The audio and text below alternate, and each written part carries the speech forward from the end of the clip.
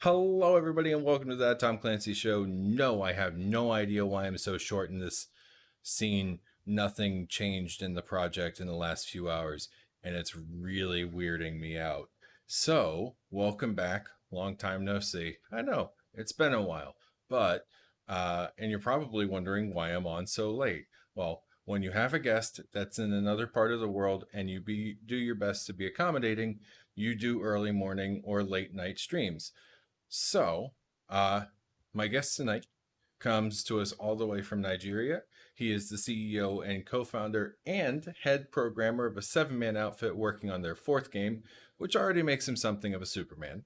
Their upcoming game is called Zack 2 Celestine's Maps, or Celestine's Map. I swear I'm good at words. Bits and Pixels, please give a warm welcome to our good friend, Kingsley. And where's my button? There it is. Hi, Hey! hi everyone. Sorry, I'm usually a lot taller than this, but well, who knows? Um, Thank you for joining us. Yeah, All a early pleasure. in all early in your morning. Like you're a Yeah, game, it's very early for me. yeah, you're a game developer. What are you doing up this early? Well, as a game developer, I rarely sleep. Okay, I that's spend fair. a lot of the hours of the day and the night working on my game. A lot. Hey, and we got our guest from Monday, Mr. Nick Choa, sitting there in chat joining us. Thank you, Nick. Hi. Another picture game Black Lives Matter entrant guy. Completely forgot. I shouldn't be writing intros for shows at like midnight. I'm learning these lessons as I go along. Also, I why am I short? But now I can pretend to actually put my hands on the hand rests. Like, yeah, I feel like a kid in a giant chair. But yeah, so welcome to the show. How are you doing today? I'm okay. I'm feeling great. Nice. Well, of course, thank you for being here. As I kind of neglected to mention in my haphazard intro this morning. You are the CEO, co-founder, and head programmer of Smart Olive Games. Yes, Yeah. and you all entered your upcoming game in the patch. Deep breath, Tom. In the hashtag pitch game Black Lives Matter. Um, Yeah. First off, kudos, congratulations, and that's awesome that you did that because one, it's not easy to like throw your game out there for a bunch of people to see, and that takes a huge level of bravery that I don't have. Uh, so yeah, and thank you also too for just sharing your game with us.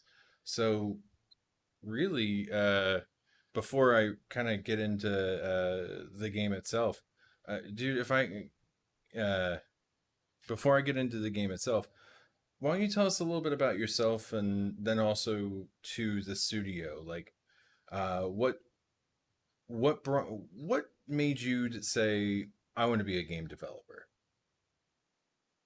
Um, I think that story goes way back. I've had the dream of going into games right from I think over a decade ago when I was little. But back then, most of these engines, I don't know, I didn't really know about most of them. And I don't think most of them were available then. The availability of this Unity, Unreal, Godot, game makers, their availability and making them free is what enables us to say, okay, let me try and see if I can actually get into this industry. Um, when I wanted to start making games, I tagged a few of my friends along to join me in doing different things because the games I wanted to make were not exactly one man studio kind of games. Um, I'm a programmer. I program the games. I have someone who does the drawing, the 2D drawing, another person who does the 3D modeling, and then the sound designer and all of that. Um, right now, we're about 10 of us in the studio. I think the first game we made was that was 8 years ago. That was like a web. It was a web-based game. Originally, when we started, we just started making the games, small games on web, and play them on web, and then we give to our friends to play and to see how cool it was. It wasn't about till about 2 years ago we decided to say, okay, let's make a game and try and show it to the world. Let's try and make something and see what people will think. And that was when we decided to register the company, the studio, and then we released the game for the first time on Steam. Last year we released another one as well. And this Zack 2 is currently our first 3D game, which we're creating, which has a lot of story and content, way more than any other game we've ever created. Cool. So you said 10, I said 7. I apologize for my bad math. Um, but yeah, I'm just gonna take the blame on that one. Clearly, it was my fault. Uh, I mean, you got bad or not bad Tom, but you got not quite on his game Tom, who's too small for his chair. And Nick in chat tells me I should get a cup of coffee. And dude, don't get me wrong, I would love a cup of coffee, but I do intend to sleep after this. So, um, yeah. Well, yeah. So, what kind of games did you play growing up? Because there seems to be a lot of correlation with game developers and playing games as kids. So, like, what was your game? Okay, let's see. When I was little, I think the first game I played was Mortal Kombat on Sega. Yeah, All right. that's the earliest. Remember, I played games on the Game Boy Advance. Later on the PlayStation 1, 2, and coming up to 3, 4. But I think the earliest game I could remember playing is Mortal Kombat. When I went to my cousin's house, I saw him playing it and it just caught my attention. That's a good first game for sure. uh Strangely enough, that kind of like builds a bit of a connection between the two of us, because prior to becoming a robot person stuck in the internet, my first games job, I worked on Mortal Kombat versus DC Universe back in 2008. So like, that's pretty cool. Yeah, that game wasn't. uh Oh, that's nice. the original Mortal Kombat was cool. But yeah, that's, I can't say that that's a very welcoming first game. Uh, because it's a bit violent. Not that I particularly care about such things, but it's not like, say, like Mario. Where it's like, hey, look, I'm running around and I'm jumping on turtles. It's like, hey, look, I'm a ninja and I'm ripping out spines. I played Mario. I played Mario. A lot actually. I don't think I completed it though, but I went really far into it. You I'm 37 years old. I've never beaten a Mario game. Don't feel bad. I've been playing them for 30 years and I've never beat a single one. So, uh, yeah, dude, and the Game Boy Advance too. That's an excellent little handheld. That had so many good games on it. Yeah. Like, yeah, like the one that I always went back to was Final Fantasy Tactics Advance, because it was like that almost. It wasn't quite a remake, but it also wasn't like a reboot of the original Final Fantasy Tactics, and it was just like this really fun, challenging, pretty little game. Um, I think I never actually played Final Fantasy Tactics. I have played some Final Fantasy in the past, although not a lot of them. But I imagine the Final Fantasy Tactics is like a strategy game. Mm-hmm. So, okay, I've played the different strategy games. Most of the time indies as well. So I don't know. Have you played Bad Nuts? Oh, I don't think I have. Okay. I think that was the last one I got hooked on some months back. when I discovered it. It's made by an indie studio, I think 3-man studio, I guess. But I really love the way they created the mechanism of the game. It's in such a way that you just start and you just don't want to stop. Hmm. We'll have to trade some links around after the show. So, call me. Uh, no, mostly my time right now is being taken by, uh, finding more guests, like, because I'm trying to figure out how to make this like a full time gig. And Nick, yes, I'm old. I will always make you feel young. I'm You can't see it, but I'm like staring disappointed at you. But uh um but like other than that, like I've just been playing Destiny like a crazy person because I can't get enough. I love that game. So yeah, is what it is. But God, Mortal Kombat. Like, yeah, I remember playing that. The theater at my in my hometown had the old arcade machine there, so it was just like up.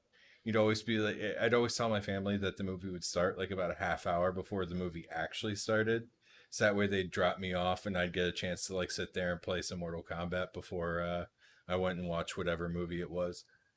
You know, Okay. you can tell I really cared about the movie as I remember playing Mortal Kombat more than I remember the movie.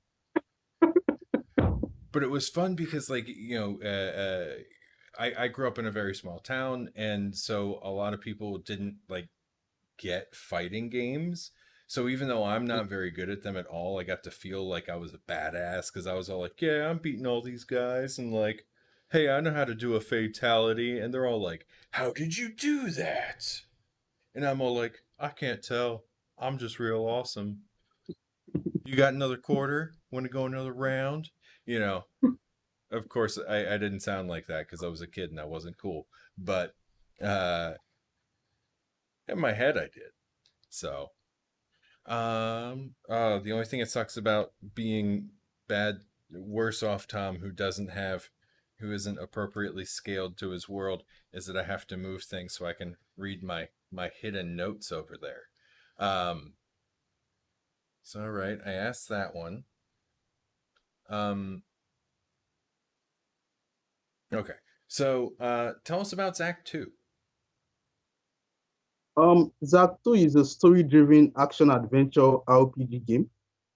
Um, there's a long storyline in which the game is built upon. But the game's strong point, which I usually talk about a lot, is the boss fights in the game and the fact that you can make decisions based on discussions and interactions with different people and the environment to decide what ending you will get at the end of the game. That's ambitious. Thank Like, you. yeah, yeah. Hats off to you on that one. Um, I feel like yeah. Gavin, next time, hats. It's a friend of mine who occasionally helps me with this, but he still hasn't gotten my hands working yet. So I don't think I'm gonna get a hat anytime soon. Um, No, one as a hobbyist game developer who knows just enough to be dangerous, but not enough to actually be successful. Uh, a lot of the things you mention in that are very difficult. That's what my notes tell me. So, like, I mean, boss fights, branching story paths, variable endings, big stories uh you're really going big on this one. Yeah. Well, curiosity here. Which engine are you using? We're using the Unity engine. Man, The everybody Unity says game. Unity. I think most developers, literally almost every developer I see, indie developer uses the Unity. One of the reasons I started using Unity was because if you encounter a problem while working with Unity, it's very easy to find someone else who can help you. Yeah, the Unity community, I will say, is a bit more what's the word I'm looking for here? Helpful than some other communities. Uh, Yeah. uh, as much as I love Unreal Engine, mostly because I can't program, uh, the community is not always the best. Yes. But yeah, hey, more power to you for making Unity work. So at least you're not making it in the Blender game engine like somebody. Nick's making his game in Blender. I'm totally calling him out. I mean, hey, thank you for coming, but now that we're like kind of like internet friends, I'm just gonna be sarcastic and rip into you. That's how this works. Uh, um, now this like I'm gonna preface this by saying that this is a question that's coming from like really a place of ignorance because Americans, we like to put it very bluntly, we don't know shit about what's going on in most of Africa. Uh, and I like yeah. So, what are some of the challenges that you're facing, like as a Nigerian development studio, that we might not necessarily know about? Okay. Over here, there are a bunch of them anyway. There are a bunch of them. Um, One of them is the fact that you can't find any other developing game developers around you. Like I've come to understand, like game developers over in the US now, I'm guessing you don't have to go very far to find another developer who, they can create networks between themselves, helping each other to climb higher in the industry. Over here, we can't exactly do that because, frankly, I think there's just one or two other studios I know in Nigeria, and those guys are like way, way, way far away from me, from where the state I live in. Um, Certain other people I know along the way, I've read about five other studios that have tried to start in Nigeria. I think after 1 or 2 years, they got closed down, and that was due to the fact that okay, one thing is, first of all, they tried making games and selling them in in Nigeria itself. The problem here is that our Nigerian gaming industry is literally less than 1%. Let me put it like that. You can't say you make a game and you want to sell it in Nigeria, it won't sell. Because very few, very, very, very, very few people over here play video games.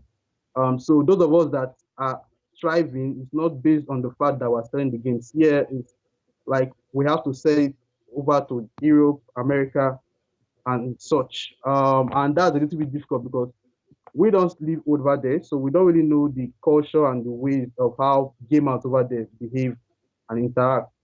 So we kind of depend on things we read over on the internet and the friendships we make with few developers who live over there and the advice they have to give.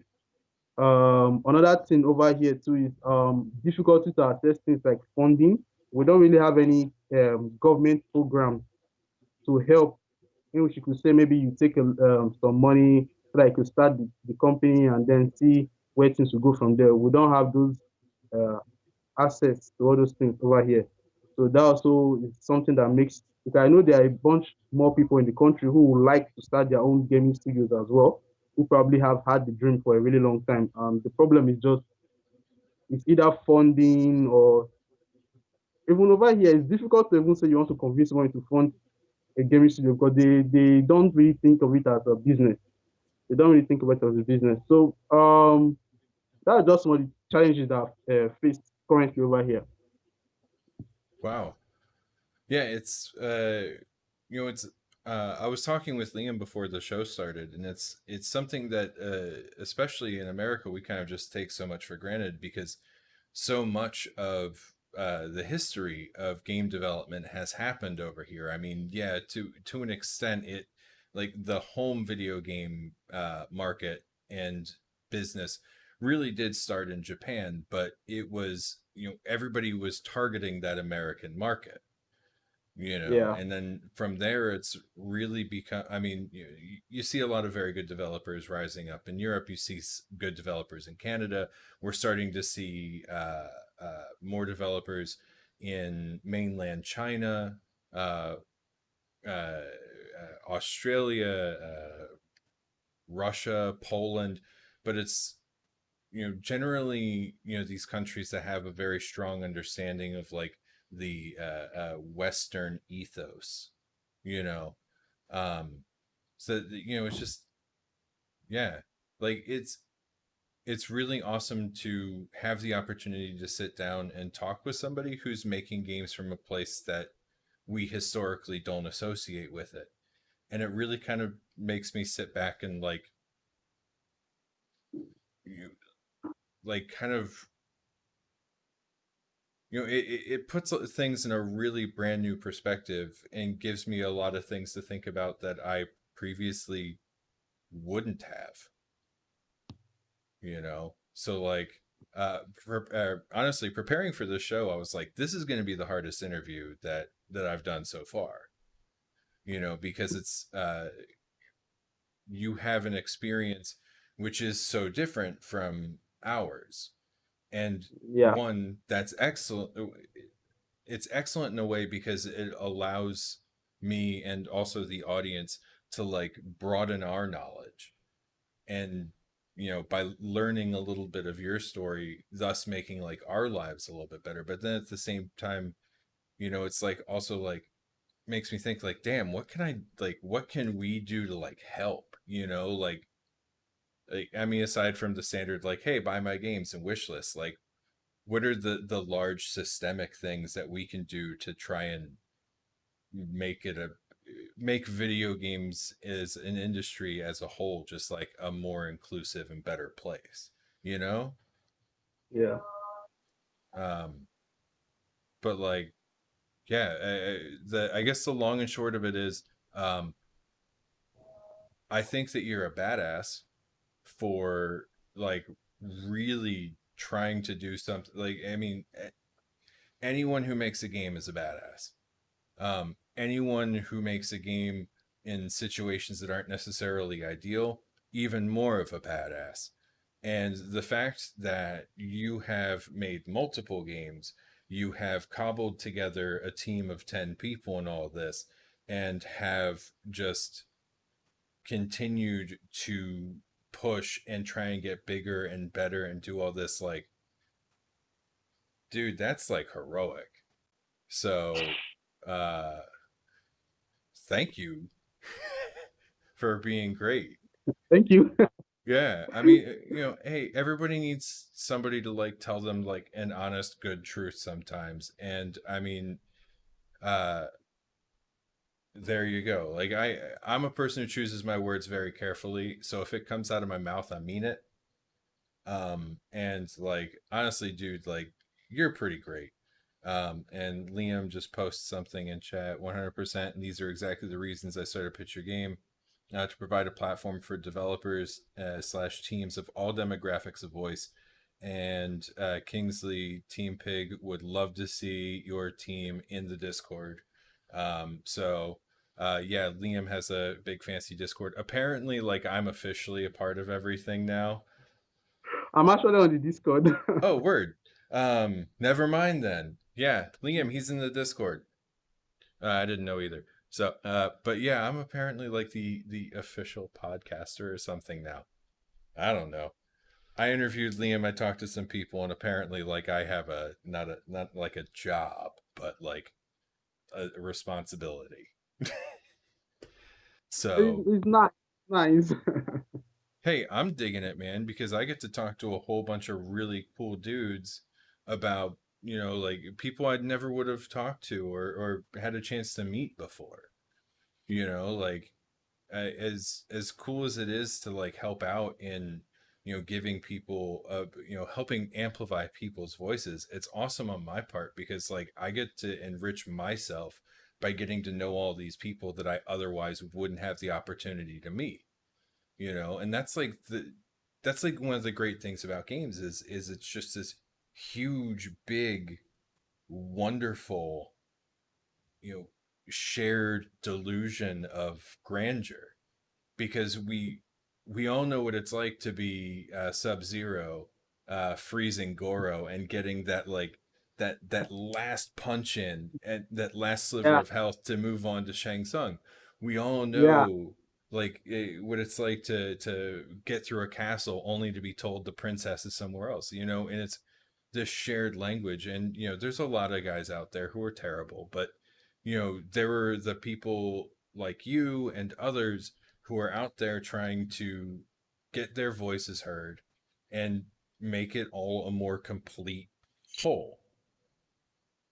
And Yeah, yeah, yeah, so like having this opportunity to get to meet more people like you, people like Nick, people like Liam, Paul that I had on last week, the people I have coming up later this week as well, like it's so great, to see this, that we all have the same hope and the same dream, but all coming from a slightly different place. So yeah. I'm talking a lot, and I shouldn't be, because I'm here to talk to you and talk about you. But yeah, so you'd mentioned that you're like one of the main goals and drives for you and your studio is to get your game out to like American markets and stuff, because well, we are where the money is, and you're a business and you're in the business of making money. Um, Well, the thing is, I love making games. The thing is, we don't have like side jobs that we do. We just make games. That is just what we do. Unlike maybe certain indies, they have different side gigs which they could be partaking in, which could allow them to make games on the side and not really bother about making money from the games. But in our situation, we can make it work. First of all, because of the economy. hmm. If I may ask, how much does it cost to buy a meal over in the United States? Let's say you uh, went to a restaurant. I'm sorry, buy a what? Like what? I'm sorry, Like you go to a restaurant to buy a meal. buy a meal? Sorry, you cut out there for a moment. Okay. If you were to go to a restaurant to buy a meal in the Uh, United States, how much would that cost? for two people, you're looking at over $20, probably closer to 30, depending on what you get Okay. to. But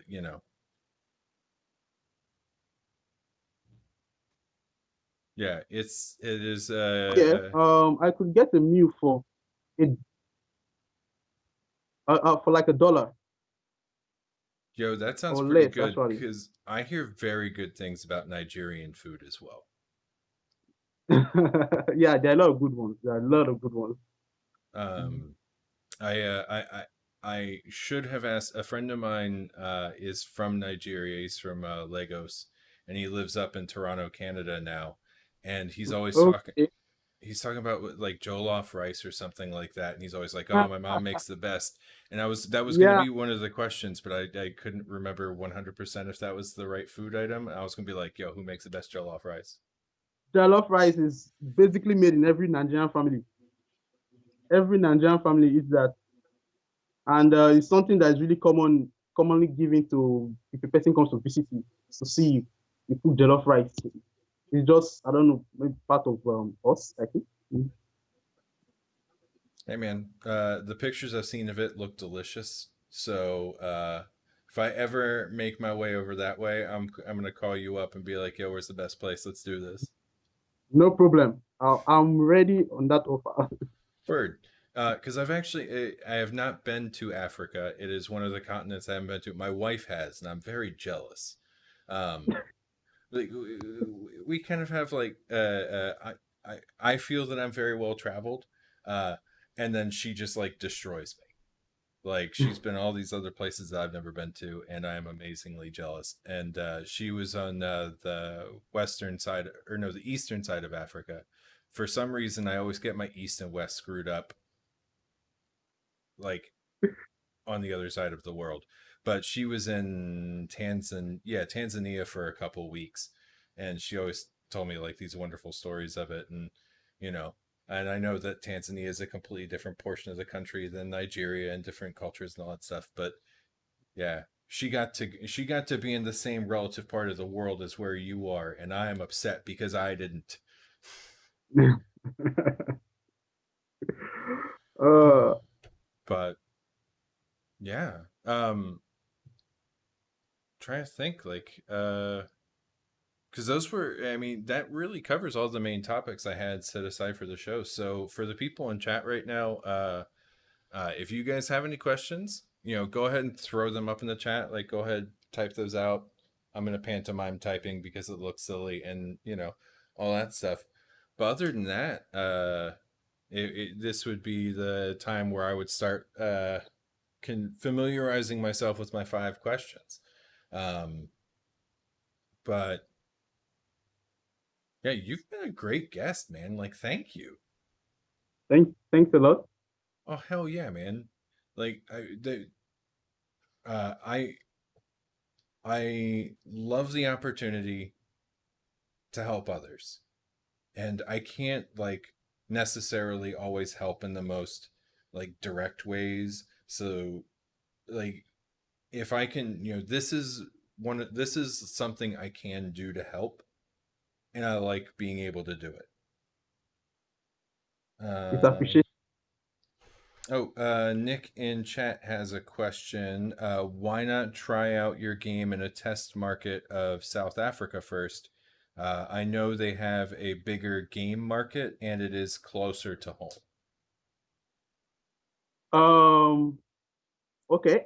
Recently I got to talk with a few developers on Twitter who are in South Africa. Well, first of all, I don't really know anything about I know the gaming market in South Africa has been getting bigger, and I think I also heard that Kenya also is also enlarging their gaming community as well. But I actually have never been there, so I don't really know how the gaming community there is. Um, Another thing too is we don't really have all these like publishers over here. Like, when a person makes a game now, you can say, okay, let's try and contact which publisher to help us. We don't really have any like publisher that we can contact over here in Africa and say, let's discuss with them. And maybe that publisher will now know more about the gaming community in different other places in Africa where we could get sales from, apart from Europe or America or Asia, this kind of thing. That's also something we hope to work on in the coming years. Hopefully, in a few years' time, we try and start some sort of publishing for game developers over here to help them, so that even those others who are also interested in working in the gaming industry or starting their own gigs, we could help them navigate their way into the market in such ways that they could make industry company, gaming company. That was a very good answer. Like, yeah, that was a wow. I I feel like the dumb one on the show right now, so I'm just gonna show myself out. No, I'm kidding. Um, have you spoken to? Oh man, hold on a second. I have to pull my not actually here monitor closer to me. Have you spoken to Sean from Carry First? Carry List? I have no idea what that actually says. I'm gonna Um, blame. I, I think he's talking about Carry First Studios. Yeah, and Liam says if you haven't, he would be very happy to do an intro for you. Okay. I think was that a week ago. I guess I got this message on WhatsApp saying a studio by the name Carry First was doing some sort of funding for mobile games. I then went to their website and sent an email. I think that's been 2 weeks now, so I haven't really gotten a reply. I don't know about okay, I don't know about this the Sean person. I guess it's someone who works there anyway. I don't know, maybe he's the one that receives emails or not. I don't really know. But I in the email I tried to get there's a mobile game which we have. I tried to pitch to them if they will agree. But I'll be really happy if you could connect me with Sean. So I could maybe talk to him directly. I don't know, maybe they've not checked emails yet or something. Cool. All right. Well, since I feel that chat has given us some good questions, and according to my metrics, it appears to be everybody in chat at present. Um, but yeah. Oh, Liam says Sean is in the Discord, so I imagine he can do something fancy with the Discord magics. Um, Okay. because that's what Liam does. He works magic. Uh, Yeah, that's true. He has brought a lot of people together. Mhm. dude, I don't even like I don't know when Liam and I became internet friends, but like I don't remember a time when we weren't. So, uh, like he's a good dude, and yeah, I like that guy. You're good people, Liam. You're good people. He knows I say that to him like once a week. So, uh, um, yeah. So now my favorite part of the show. Like everything else before this is wonderful, don't get me wrong. But the 5 questions is my personal favorite part because I get to now ask you completely pointless questions. Uh, one of them is kind of self serving. I will preface that now. The first one is actually not pointless, it's actually a very good question. Um, number one, what is one thing that you wish Americans knew about Nigeria? Oh, wow. Um, I would say maybe wish Americans knew more about the culture and personality of people living in Nigeria. Um, I know recently I've heard a lot of I don't really know what exactly I like on the internet. If I could read comments from people, different people in America, what they think about Nigerians. I've not really seen really a lot of positive things anyway. I don't really know what different Americans think about Nigeria, but I feel like if they get to know, if you guys get to know the culture and the way of life of people over here, like you find it fun. Well, really, about the only thing that we know about Nigeria is not even really about Nigeria, but it's about email scammers.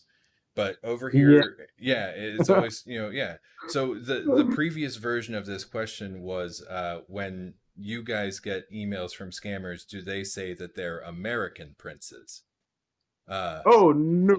Oh my God. Like we could tell if we get an email like that. I could tell. Over here they don't even use emails. It's calls they use. Like you just get a phone call and then the person tries to give you a false identity. Um, but it's easily detectable because most of the time you see when you pick these calls or something, the person doesn't really know much about it. He's trying to find out who you are, why that call is going on. So it's only if you're answering the call and you're not smart, then you start giving the person information about you without knowing or something. hmm. Well, I'm glad that my joke did translate. That was one of my main concerns, and it's also sad, but also somewhat comforting to know that phishing schemes are pretty much the same all across the planet. Uh, but still, damn you, fishers! But not like real Then me, fishermen. Yeah, fishermen and women, we like you because fish are we like delicious. fish. Yeah, Yeah, fish is good. exactly. Number two, Coke or Pepsi?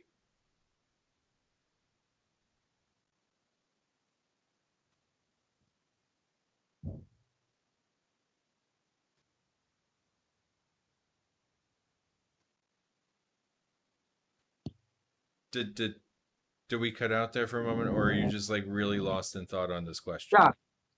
No, no, no, we cut off. I didn't hear anything again. Oh, sorry. The question is, which do you prefer, Coke or Pepsi? I drink Pepsi way more than I drink Coke. Okay. Um, but that may be because where I live, we have more of Pepsi than Coke anyway. Some of them Hmm. usually test to me. All right. Usually test me. I'm more of a Coca-Cola guy, but that's okay. You're all right. You're all right. Um, this one is kind of a international relations question. Should we build a Mars colony, or focus instead on building space stations? Um. Okay. Well, if Mars is kind of inhabitable for us to live freely, I guess. Um, Going to Mars won't be a bad idea, given the fact that the Earth is having a lot of has been the health of the Earth has really gone down due to a lot of man-made devices and things like that. And it does have the benefit of all that gravity too. Yeah. All right, fair, fair. Nick mentions African Fanta is amazing, and I have heard stories of African Fanta having flavors that we in America can't even begin to dream of. Okay. Fanta is not over there. No, we have it, but it only comes in grape and orange, Okay. Okay. and occasionally fruit punch. Uh, Fruit. Okay, we don't have that one. Yeah, yeah. For being like the birthplace of soda, we've got a really crummy selection. You uh, okay. Question number 4. What is your favorite video game of all time? Ah, wow, that's a really, really tough question. Okay, actually, it's not that tough. The My favorite video game of all time, which has blown my mind a lot, was The Last of Us Part One. Okay. I Uh, really loved the game. Like the gameplay was awesome, the story was awesome. Like it was just like a 10/10 kind of situation. It's very hard to come across that. all right. Good answer. Yeah. And the last question I have here is it's actually a two-parter. And this is a question I've been waiting to ask for a long time. Uh, do you play Pokemon Go? And if so, can you trade me some African exclusive Pokemon? Okay. Unfortunately, I've not played Pokemon Go before. How am I going to get Panseer now? Perhaps after this chat, I'll try checking it out. Oh man, no, I just I play a lot of Pokemon Go. It's I when Pokemon originally came out, I was like kind of too old to get into it. Um, and so Pokemon Go was kind of my first Pokemon game, and it was a game that my wife and I could play together. Could just go for a walk and play a game, and it was kind of fun. And I've gotten really into it, and I was having a phone call with a guy in Africa, so why not ask? We got some American exclusives. I can hook you up. I got the hookup. No. Well, Kingsley, you have been an amazing and wonderful guest. Um, Thank and you a lot. as anxious as I was before the show started, I feel like I've learned a lot, and I feel like I've gotten to begin to know a pretty cool dude. So again, thank you for being with us today. Where can we find you on social media? You can find me on Twitter, under my personal Twitter account, at KingsLex1, or on the company account at GameSmartOlive. I'm also on Facebook as well. I go by my native name there, Ifeanyi Chigbata. I'm also on Instagram, although I haven't been on the platform in a while. I haven't posted anything there in a while. Yeah, I'm on LinkedIn as well. Cool. Well, for the YouTube audience, when I get this up there, I'll be sure to put all of that down in the description box below. And then everybody sitting in Twitch chat, I'll also be sure to tag our good friend here in the post show tweet. So, again, thank you so very much for being here today. Sorry, I'm like sinking into my chair. I have no idea what's going on my end. The show right before this, I told you beforehand, my sound cut out, and there was a bunch of sad marionette stuff as I was doing everything. So again, thanks again for being here. Everybody in chat, thank you so much for joining us and posting some good questions and being active Thank here. you. Yeah, I love doing this show, and yeah. Um, so everybody, thank you once again for being here, and I will see you all next time on That Tom Clancy Show on Friday. I don't remember what time off the top of my head, but I'll see you all on Friday. Until then, everybody, be safe, be well, drink your vitamins, and have a great night.